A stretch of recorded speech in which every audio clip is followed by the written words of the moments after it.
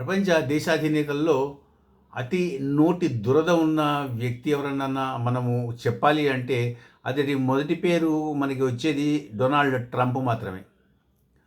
ఎందుకు పనికిరాని విషయాలపైన అనవసరంగా కామెంట్స్ పాస్ చేసి వాళ్ళని దూరం చేసుకోవడము, లేకపోతే లేనిపోని గొడవలు సృష్టించుకోవడమో చేస్తూ ఉంటాడు ఆయన.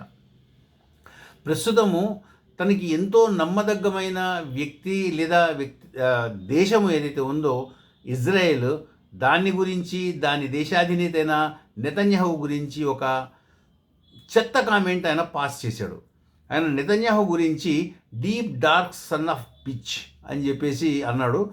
ఈ మాట వల్ల ఆ దేశ గౌరవం దెబ్బతిని ఆ దేశ ట్రంప్ ప్రమాణ స్వీకారానికి నెతన్యాహు వెళ్ళడాన్ని తన ట్రిప్ని క్యాన్సిల్ చేసుకున్నాడు.